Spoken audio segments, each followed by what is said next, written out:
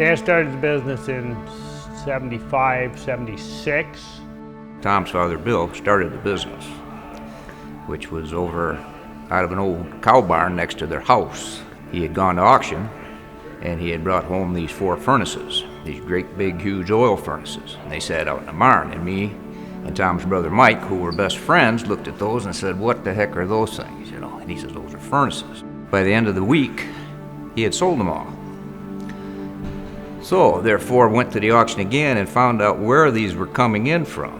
Went to them directly and got with them and started having them skip the auction, sell them directly to him. My dad was, he's unique. He was hard to work for. He was more of a pointer, this.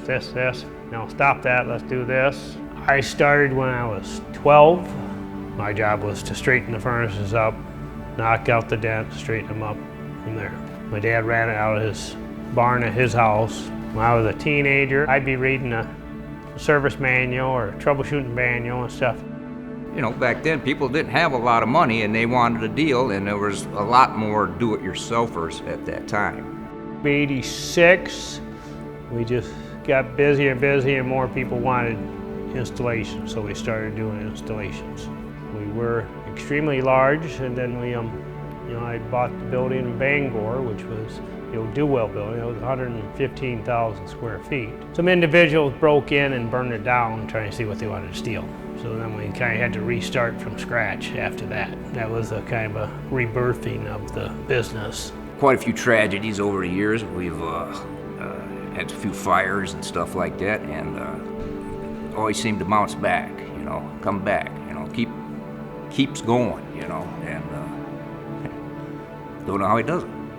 Been a family business. It was my dad, and I was with him. My brother's been working for the business for quite a few years. He was brought on in the 80s. There again, he was a union millwright too, and he came in to do installations. 3 or 4 of my sisters worked for the business at different times. Quite a few nephews worked for the businesses. And I bought into the company, had half the business, and eventually I bought him out. And I had my kids come on. Nicholas has been on since he was about 12 or 13. And then Michaela came on later in life.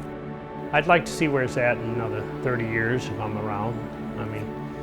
The kids will put their spin on it and go from there. My grandpa was a hard worker, and he'd check in on you. He'd ask you how you're doing, and he cared about you too. So when he came in the door, you knew he was there. He was telling you what he needed. But I love my grandpa because he was brilliant, I get to see my family every day. That's not something that everyone has the advantage of being able to do that. Family's always going to be there for you, whether blood or not. So really being able to see the family every day and kind of cherish those moments that you have with them is a real blessing. Tom's dream has been, for the last 20 years that I've been with him, working for him full time, is to get over here. And he's worked on that 20 years diligently to get everything done that he had to get done to get the business to this level. And Nick has taken it to the next level. It was originally my dad's idea, and he's talked about it as long as I can remember. He talked about building a building over here, and my mom talked about it, and it was just always that conversation that came out. Yeah, one day we'd like to be over there on M43, We got the land, perfect layout. It's great that we've actually gotten here.